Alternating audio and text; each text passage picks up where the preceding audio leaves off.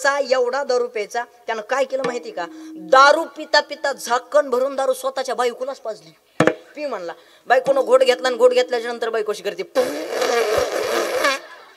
बायको म्हणली किती कुठे? नवरा म्हणला तुला आज कळलं का एवढा त्रास सहन कसा करीत असं? नाही म्हणजे एवढा त्रास आहे तर पिची काय गरज आहे का महाराज? सांगा बरं. त्याच्यामुळे दारू पिणाराचे चुकून कधी नादाला लागायचं नाही, अजिबात नाही. आणि येड्या माणसाचे चुकून कधी नादाला लागायचं नाही. चला, विषय हा चाललेला आहे, मुद्दा हा चाललेला आहे. सांगायचं तात्पर्य एवढंच आहे, मनुष्याला काय मागावं म्हणून सुद्धा कळत नाही. मागणं मागत असताना देव जर प्रसन्न झाला तर काय मागावं हे मात्र कळलं पाहिजे. मागणं मागत असताना योग्य रीतीचं मागणं मागितलं पाहिजे. ऐकागडे, जीवनामध्ये जीवन जगत असताना काही जण मागणं मागतात ते फक्त आपल्यासाठी, काही जण मागणं मागतात ते स्वार्थापोटी, आणि काही जण मागणं मागतात ते जगासाठी. काहींचं मागणं आपल्यासाठी आहे, काहींचं मागणं स्वार्थासाठी आहे, आणि काहींचं मागणं जगासाठी आहे. जगासाठी जे मागतात हे कोण असतील तर हे संत आहेत. आपल्यासाठी जे मागतात हे कोण आहेत तर तुम्ही आम्ही. स्वतःसाठीच मागतात. जगाचा विचार कोणी करतंय का? अजिबात नाही. जगाचा विचार जर करणारी कोण असतील तर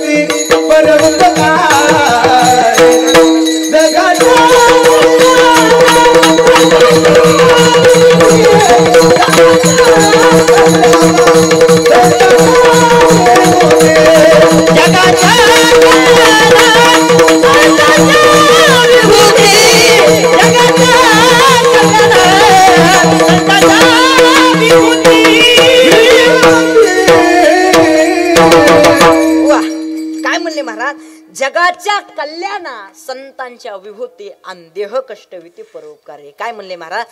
जगाचं कल्याण करण्यासाठी देह झिजवणारे जर कोण असतील ना तर हे मात्र साधू संत आहेत. ऐका, मागत असताना देवाकडे मागावं, पण आपल्यासाठी कधीच मागू नका. ऐका, देवाकडून घेतलं बी पाहिजे पण देणं सुद्धा आलं पाहिजे. बरोबर, जसं घेता येतं तसं देता सुद्धा आलं पाहिजे.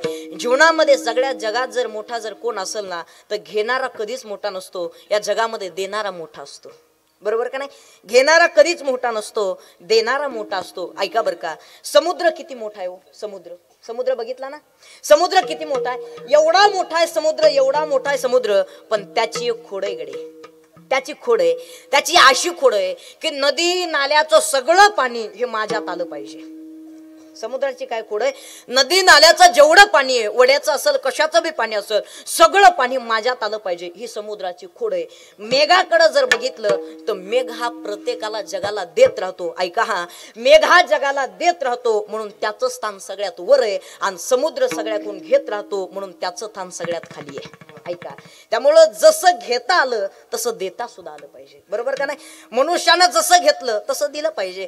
आध्यात्मिक कार्यक्रम करायचे, काही ना काहीतरी धार्मिक कार्यक्रम करायचे, त्या गोष्टीला योगदान पुढं असलं पाहिजे.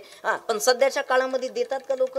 अजिबात नाही. दिलं पाहिजे. जीवनात जगत असताना एवढा सुंदर अशा प्रकारचा सोहळा, एवढा कार्यक्रम करताय, जेवढं आपल्या हातून ज्ञानदान होईल, अन्नदान होईल, काय जे आपल्या हातून वर्गणी देता येईल हे देता आलं पाहिजे.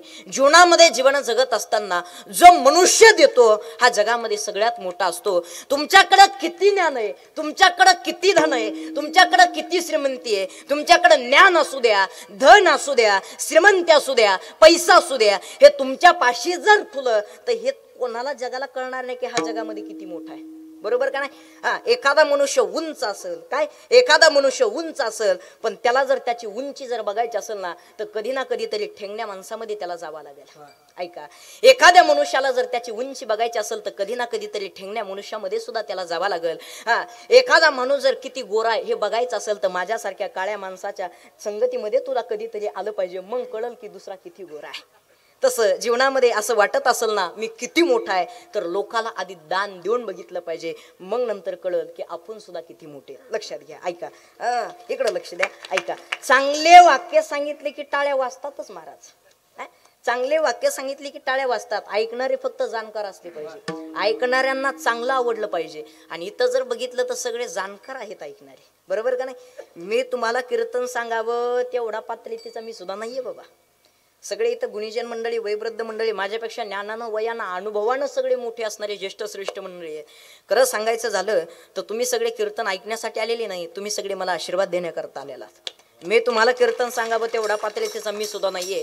माझ्यापेक्षा वयानं ज्ञानानं अनुभवानं जे मोठे आहेत ना, तो त्यांचा मनाचा मोठेपणा करून ते माझ्या बालकाच्या कीर्तनामध्ये उपस्थित आहेत. काय ते त्यांचा मनाचा मोठेपणा करून माझ्या बालकाच्या कीर्तनामध्ये उपस्थित आहेत. ऐका, मनुष्याला देता आलं पाहिजे. काय झालं पाहिजे? मनुष्याला जसं घेता येतं तसं देता सुद्धा आलं पाहिजे. आणि एखाद्यानं जर दिलं नाही तर त्याचं काय बनतो? विष बनतं. विष काय बनतं? त्याचं विष बनतं. तुमच्याकडं ज्ञान भरपूर आहे पण दिलं नाही तर त्याचं विष बनतं. आता एवढं सुंदर आमचे महाराज सगळे गोड गायन करतात बरं, पण त्यांनी स्वतःजवळ ठुलं नाही पाहिजे, हे प्रत्येकाला वाटलं पाहिजे. आपण अजून विद्यार्थी तयार केले पाहिजे. आणि जर स्वतःपाशी जर ठुलं तर त्याचं विष बनतं. आमचे ऋषिकेश महाराज एवढा गोड पखवाज वाजवता, पण त्यांनी अजून विद्यार्थ्यांना ज्ञान दिलं पाहिजे, विद्यार्थ्यांना सांगितलं पाहिजे. स्वतःपाशी जर ठुलं तर त्याचं विष बनतं. ऐका, रावणाकडे श्रीमंती भरपूर होती, संस्कृती रावणाकडे श्रीमंती भरपूर होती, पण लंकेमध्ये संस्कृती नव्हती. ऐका बडका, एवढी श्रीमंती पण एक कवडी सुद्धा सोबत आली नाही. शेवट तुकोबारायांनाच म्हणावं लागलं, तुका म्हणे ज्याची संपदा एवढी आणि सांगा ती कवडी गेली नाही. एवढी श्रीमंती असताना, एवढी संपत्ती असताना एक कवडी सुद्धा सोबत गेले नाही. मग महाराज तुमच्या आमच्या जवळ काय आहे? तुमच्या आमच्या सोबत काय जाणार आहे? ऐका, रावणाच्या श्रीमंतीचा जर विचार करायचा झाला ना तर आपण घरामध्ये सोनं ठुतो, बरोबर का नाही? आपण घरामध्ये सोनं ठुतो, त्याची लंका सोन्याची होती. शुद्ध कांचनाची सप्तकोटी, शुद्ध कांचनाची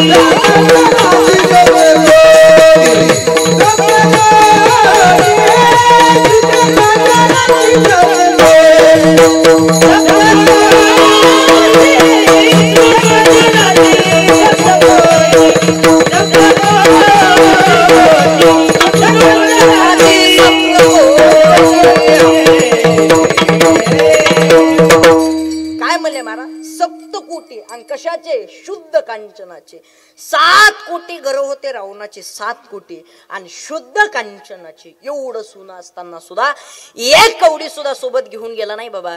सगळं जे राहणार आहे हे सगळं इथंच राहणार आहे. रावणाच्या परिवाराचा जर विचार करायचा झाला तर काय परिवार होता महाराज? 1 लाख पोरं, 1.25 लाख ना, तो 80,000 बायका, एवढी श्रीमंती. जाऊ द्या, त्याच्या श्रीमंतीचा विचार करायचा नको आणि त्याच्या परिवाराचा सुद्धा विचार करायचा नको. त्याच्या विद्वत्तेचा जर विचार करायचा झाला तर रावण काय कमी विद्वान होता का? एका वेदाचे 4 खंड पाडणारा रावण आहे. एका वेदाचे 4 खंड पाडणारा रावण आहे. आणि ते वाचायचं म्हणलं तर एवढं जड जातं. सांगितलं तर आपल्या डोक्याच्या बरोबर जाईल. म्हणजे गजानंतकम पुरांतकम मणिनी नाम मणिभूषण. एवढी श्रीमंती असताना रावणाकडं, एवढी संपत्ती असताना रावणाकडं एक कवडी सुद्धा सोबत घेऊन गेला नाही बाबा. सगळं जे राहणार आहे हे सगळं इथंच राहणार आहे. ऐकाकडे, लंकेमध्ये सोनं भरपूर होतं पण संस्कृती नव्हती, लंका जळाली. ऐका बरं, लंकेमध्ये सोनं भरपूर होतं पण संस्कृती नव्हती, लंका जळाली. ऐका, द्वारकेमध्ये सुद्धा सोनं भरपूर होतं पण संस्कृती नव्हती, द्वारका बुडाली. ऐका, लंकेमध्ये सोनं भरपूर आहे पण संस्कृती नव्हती, लंका जळाली. द्वारकेमध्ये सुद्धा सोनं भरपूर होतं पण संस्कृती नव्हती, द्वारका बुडाली. अमेरिकेला सुद्धा सोनं भरपूर आहे पण संस्कृती नाही, एक ना एक दिवस अमेरिका सुद्धा जळणार आहे. फ्रान्सला सुद्धा सोनं भरपूर आहे पण संस्कृती नाही, एक ना एक दिवस सुद्धा फ्रान्स जळणार आहे. पण छाती ठोकून सांगेल, ज्या भारत देशामध्ये तुम्हाला मला जन्म भेटलाय ना, या भारत देशामध्ये सोनं सुद्धा आहे आणि संस्कृती सुद्धा आहे. त्यामुळे जोपर्यंत चंद्र आणि सूर्य तोपर्यंत आपला भारत देश अमरच राहणार आहे. आणि याच भारत देशामध्ये तुम्हाला मला सर्वांना जन्म भेटलाय. अरे बाकीचे सगळे देश आहेत, भारत एवढीच माता आहे. ऐका, भूक लागली तर जेवण करणं ही प्रकृती आहे, भूक नसताना जेवण करणं ही विकृती आहे. ऐका, हा, भूक लागली तर जेवण करणं ही प्रकृती आहे, भूक नसताना जेवण करणं ही विकृती आहे. आणि घासातला घास दुसऱ्याला देणं ही माझ्या भारत देशातली संस्कृती आहे. आणि याच भारत देशामध्ये तुम्हाला मला सर्वांना जन्म भेटलाय. संस्कृती कशी जपावी हे माणसाला कळायला पाहिजे. बाकीचे सगळे देश आहेत महाराज, फक्त भारत एवढीच काय माता आहे. आपण कधी असं म्हणतो का, अमेरिका मावशी म्हणतो का, इंग्लंड मामा? अजिबात नाही. काय म्हणतो, फक्त भारत माता. म्हणजे बाकीचे सगळे देश आहेत आणि भारत एवढीच माता आहे. आणि याच भारत देशामध्ये तुम्हाला मला सर्वांना जन्म भेटलाय. काहीच नवल नाही महाराज. या महाराष्ट्रामध्ये जन्म भेटलाय, या जिल्ह्यामध्ये जन्म भेटलाय, या तालुक्यामध्ये जन्म भेटलाय आणि या गावामध्ये जन्म भेटलाय. आणि या गावामध्ये जन्म भेटून एवढा तोला मोलाचा हा भव्य दिव्य अशा प्रकारचा अखंड हरिनाम सप्ताह तुम्हाला मला बघायला ऐकायला भेटतोय. याच्या पलीकडे काय मोठं भाग्य पाहिजे सांगा ना. एवढं तुमचं आमचं सर्वांचं भाग्य आहे. अरे इथं येण्यासाठी बी काही ना काहीतरी भाग्य असावं लागतं, मागच्या जन्मीचं पुण्य असावं लागतं. हे कोणाच्याही नशिबामध्ये नाही. एक वाक्य सांगतो ऐका, सपने तो हर कोई सजाते हैं लेकिन कई सपने टूट जाते हैं. ऐका बरं, सपने तो हर कोई सजाते हैं लेकिन कई सपने टूट जाते हैं. इस धर्म मंडप में वही आते हैं जिसका परम भाग्य होता है. ज्याचं भाग्य तेच इथं येणार आहे. म्हणले अभागी माणूस आहे इथं कधीच येत नाही. आलं पाहिजे महाराज कधीतरी, इथं घेतला पाहिजे महाराज इथला कधीतरी आनंद. ऐका, ज्या मृत्यू लोकांमध्ये तुम्हाला मला जन्म भेटलाय ना, जे मृत्यू लोकांमध्ये नाही ते वरून फोन करायले, स्वर्गीचे अमर इच्छिता ती देवा. आणि महाराज म्हणले मृत्यू लोकी व्हावा जन्म आम्हा. का हो, तुम्हाला मृत्यू लोकांमध्ये जन्म का पाहिजे? तर त्याचं कारण महाराजांनी सांगितलं, हा सुख सोहळा स्वर्ग नाही, हा सुख सोहळा जो आहे हा स्वर्गात सुद्धा नाही. त्यामुळे इथला आनंद घेतला पाहिजे. पण आनंद घेत असताना आनंद पचला बी पाहिजे. बरोबर का नाही? आनंद पचाय काय लागते हो? काय लागते? तुमचं काय दुखत आहे का? हा, आनंद पचाय काय लागते? ताकद लागते. म्हणले ताकद. ताकदीशिवाय आनंद पसतो का? अजिबात नाही. ऐका, आमच्या गावात एक 80 वर्षाच्या आजीला 10 लाखाची लॉटरी लागली आणि बँकेचे मॅनेजर म्हणले डायरेक्ट आजीला सांगतात आजी मरत्यात का, तो लॉटरी 10 लाखाची आणि आजी 80 वर्षाची, काळजी करू नका म्हणले. गावच्या कोतवालाकडे गेले. गावचं कोतवाल हुशार, गावचा कोतवाल आजीकडे गेला ना, आजीला सांगितलं आजी जर तुम्हाला 10 लाखाची लॉटरी लागली तर तुम्ही काय करता? आजी म्हणल्या लागू शकत नाही. कोतवाल म्हणला योगायोगानं जर लागलाच तुमचा नंबर तर? आजी म्हणले आतापर्यंत लॉटरी लागली नाही, 70-80 वर्षाचे झाले लॉटरी लागणच कशी? कोतवाल म्हणला आजी चुकून हुकून जर लागलाच तुमचा नंबर तर काय करता? आजी बेले हुशार होते. आजी काय म्हणले माहिती का, बाबा मला जर 10 लाखाची लॉटरी लागलीच तर त्यातले 5 लाख तुला. कोतवालच मिळाला. म्हणजे आनंद बसला का? नाही महाराज, आनंद बसण्यासाठी सुद्धा काय लागते म्हणले ना, तर ताकदच लागते. घेतलं पाहिजे महाराज इथला आनंद, घेतले पाहिजे महाराज इथली मजा. नाचावं माणसानं, पण कुठं नाचावं? कीर्तनात नाचावं. नाचू कीर्तनाचे, नाचू कीर्तनाचे नाचू कीर्तनाचे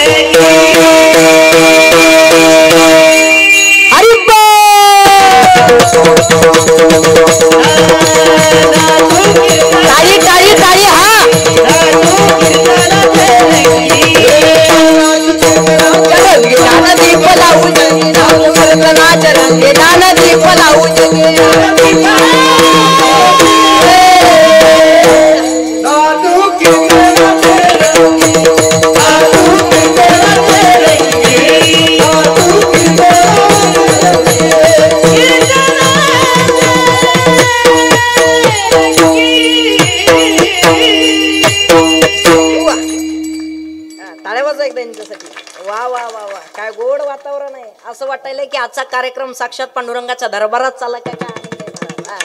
काय म्हणले नाथ महाराज, नाचू कीर्तनाचे रंगी आणि ज्ञानदीप लावू जगी. महाराजांनी नाचायला सांगितलं. कुठं नाचायला सांगितलं? कीर्तनामध्ये. चोपदार जरा पुढे या ना. असं वा वा वा वा, या पुढं. हा, आपलं फ्रेश राहायचं आपल्या कीर्तनामध्ये. आपलं कीर्तन म्हणजे गाली लोटांगण मोकळं पटांगण, त्यात काही अडचण नाही. हा, इकडे लक्ष द्या. खरं सांगायचं चोपदार, कीर्तनात जेवढा आनंद आहे तेवढा संसारात आहे का? लग्न झालंय का? नाही ना. हा, मग काय नाही. अजून तुम्ही पिपळा खाल्ले मुजेच, त्याच्यामुळे काहीच करणार नाही. लक्षात द्या. हा, पण इकडे लक्ष द्या. ऐका बरं, खरं सांगायचं कीर्तनात जेवढा बाबा बाबा वा वा वा, असं असे माणसं पाहिजे. बाबा खरं सांगायचं, कीर्तनात आनंद आहे का संसारात आनंद आहे? कीर्तनात. हा, ऐका ऐका. हा, इकडे लक्ष द्या. थांबा थांबा थांबा सर, अजून लई म्हट राहिले. कीर्तनात जेवढा आनंद आहे तेवढा संसारात आहे का? अजिबात नाही. कीर्तन करण्यात जेवढा आनंद आहे तेवढा संसार करण्यात आहे का? अजिबात नाही. मग कीर्तन झाले कुठं जाणार? एक गोष्ट लक्षात ठेवा का, संसार आहे, प्रपंच आहे म्हणून करायचं आहे. आणि भगवंताचं नामचिंतन असून सुद्धा लोक करत नाहीत, ही फार मोठी शोकांतिका आहे महाराज. केलं पाहिजे महाराज भगवंताचं नामचिंतन. ऐकाकडे चोपदार, नाचावं माणसानं पण कीर्तनात नाचावं, नाचलं पाहिजे. बरोबर का नाही? आता एक गोष्ट लक्षात ठेवा, निवडणुकीचं जे नाचणं आहे, ऐका बरं का तरुण मंडळ लक्षात घ्या, निवडणुकीचं जे नाचणं आहे हे तिरस्काराचं आहे. लग्नात जे नाचतात हे कशामुळे नाचतात? तो नवरदेव लईच प्रेमी म्हणून नाचतात का? टाकलेली जिरत नाही म्हणून नाचतात? टाकलेली जिरत नाही म्हणून नाचतात. आता ऐका, निवडणुकीचं नाचणं हे तिरस्काराचं आहे, लग्नातलं नाचणं हे मस्तीचं आहे. ऐका बरं, निवडणुकीचं नाचणं हे तिरस्काराचं आहे, लग्नातलं नाचणं हे मस्तीचं आहे, आणि कीर्तनातलं नाचणं हे भक्तीचं आहे. नाचला पाहिजे, त्याच्यामुळं घेतला पाहिजे महाराज आनंद. इथं जेवढा आनंद, इथं जेवढी मजा, इथल्यासारखा आनंद, इथल्यासारखी मजा दुसरीकडे कुठं नाही. असंच्या काय गावाला कीर्तन गेलो महाराज, एवढे चोपदार नाचले, एवढे चोपदार नाचले, पण नेमकी त्यांची बायको कीर्तनात आलेली होती. ह्यांची नाही. घरी गेले आणि घरी गेल्याच्या नंतर बायको म्हणली, का हो लईच कीर्तनामध्ये नाचत होते, कीर्तन करावं प्रेम होतं का कीर्तन प्रेम होतं? चोपदार म्हणले, बाई सांगूच का? बाई म्हणले पटकन सांगा. चोपदार म्हणले खरंच सांगू का? बाई म्हणले पटकन सांगा. चोपदार म्हणले कीर्तन करावर प्रेम नव्हतं आणि कीर्तनावर प्रेम नव्हतं. मग बाई म्हणले नाचत का होते? चोपदार म्हणले कीर्तन सुरू झाल्यापासून धोत्रा झुरळ घुसलं, म्हणले कीर्तन संपुस्त निघलं नाही म्हणून उड्या हाणीत होतो बाबा, बाकी काही नाही. बघा ऐका, लक्षात घ्या. नाचावं माणसानं, पण कुठं नाचावं? कीर्तनात नाचावं. कीर्तनात नाचण्याचा जेवढा आनंद आहे ना, त्याच्या इतका आनंद आणि त्याची इतकी मजा हे दुसरीकडे कुठं नाही. आलं पाहिजे महाराज इथं कधीतरी, घेतलं पाहिजे महाराज आनंद कधीतरी इथं. अरे देवाकडे जायचं नाही, देवाची भक्ती करायची नाही, आणि नुसतं देवाकडं मागत राहायचं, नुसतं देवाकडं मागत राहायचं. ज्या देवानं एवढं तोला मोलाचं शिरत दिलंय, ह्या जगाच्या चालक मालकाची, भगवंताची कधीतरी भक्ती करा, मग नंतर ह्या देवाला मागा. देव नक्कीच तुम्हाला काही ना काहीतरी देणार आहे. अरे या देवाकडे जर जायचं असेल तर देवाला सुद्धा काही लागत नाही. मन निर्मळ ठेवा, मनामध्ये निष्ठा ठेवा.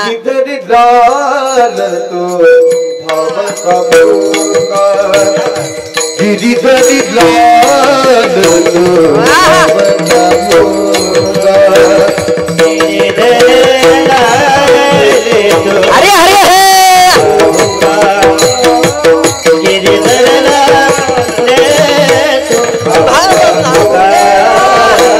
राग गला नहीं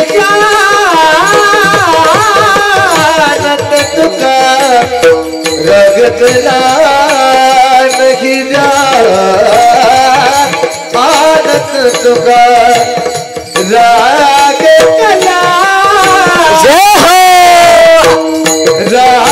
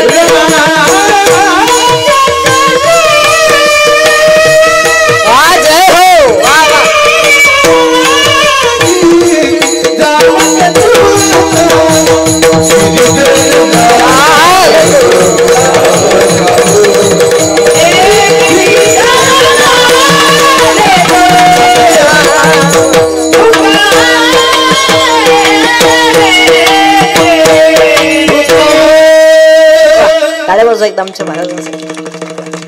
काय म्हणले महाराज? गिरीधर लालतो भाव का भुका. हा जगाचा चालक मालक आहे, हा भगवंत आहे, पण भुकेला कशासाठी असेल ना तर भावासाठी भुकेला आहे.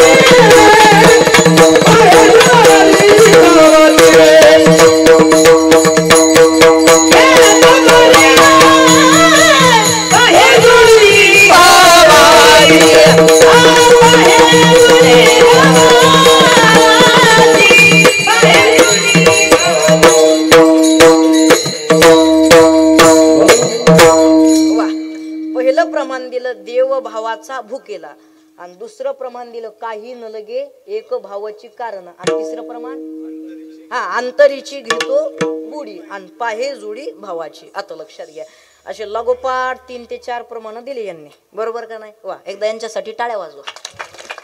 वा वा वा वा वा गोडे. आता मी एक देऊ का? देऊ ना. थोर प्रेमाचा भुकेला.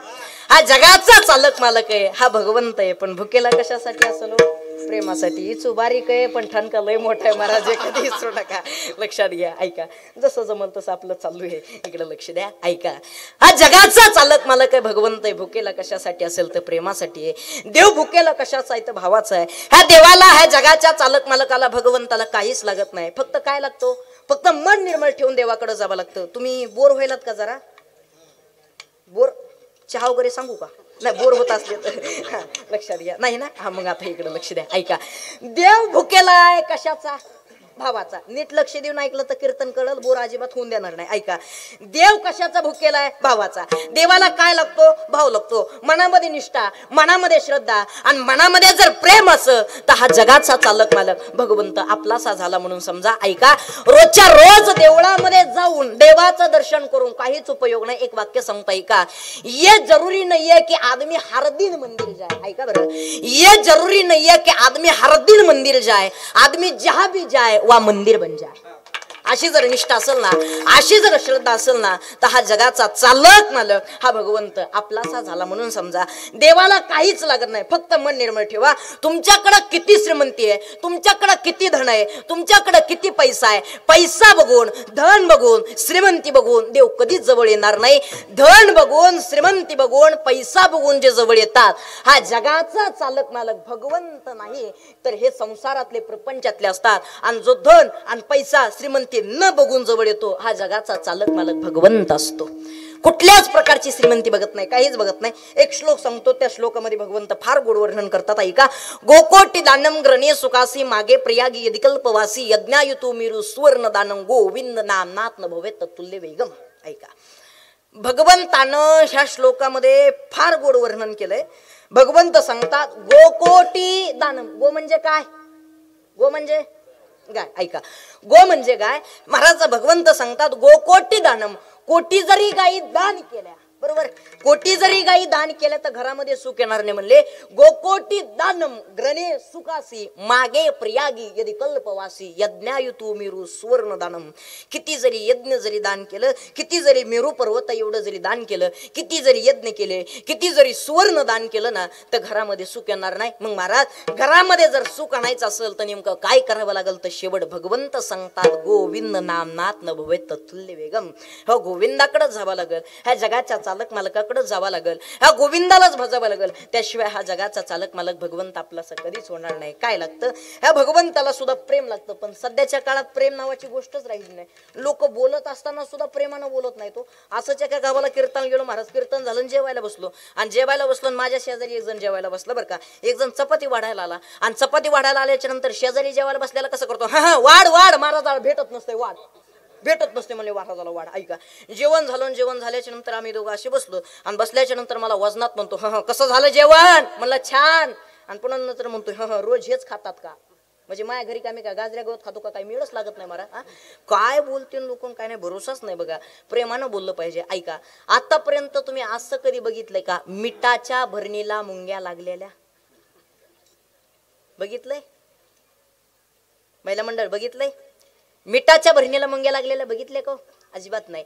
मिठाच्या भरणीला मुंग्या लागत नाही. पण ऐका, साखरेचा एखादा जरी खडा असेल तर त्याला मुंग्या लागतील की नाही? लागतात. ऐका.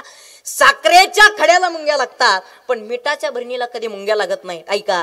आपला जर स्वभाव मिठासारखा जर खारट असेल तर एक जण सुद्धा आपल्या पाठीमागे उभा राहणार नाही.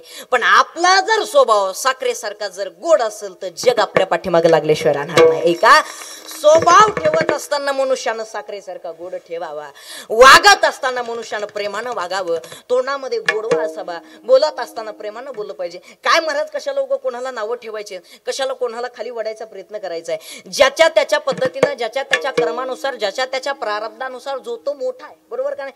उगं चेकून मकावर जळून काय उपयोग आहे? ज्याच्या त्याच्या प्रारब्धानं, ज्याच्या त्याच्या कर्मानं जो तो मोठा आहे. एकूण मकाला नावं ठेवून काहीच उपयोग नाही. उगाच एखाद्यावर जळगाव करण्यात काही मजा आहे का?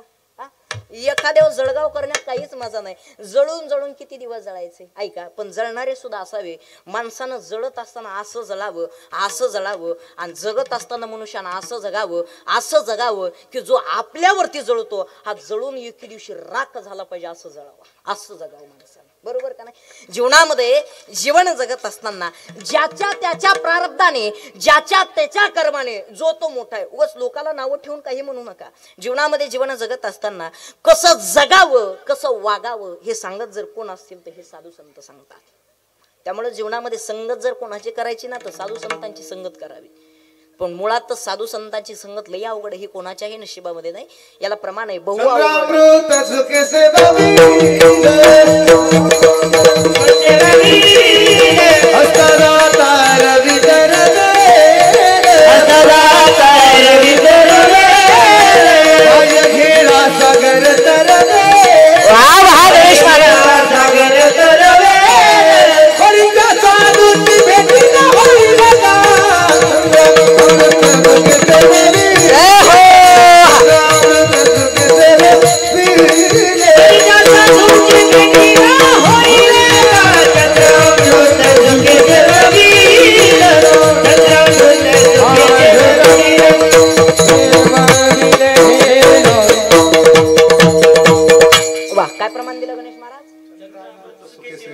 चंद्र अमृत सुखे आणि तरी त्या साधूची भेटी न होईल. ऐका.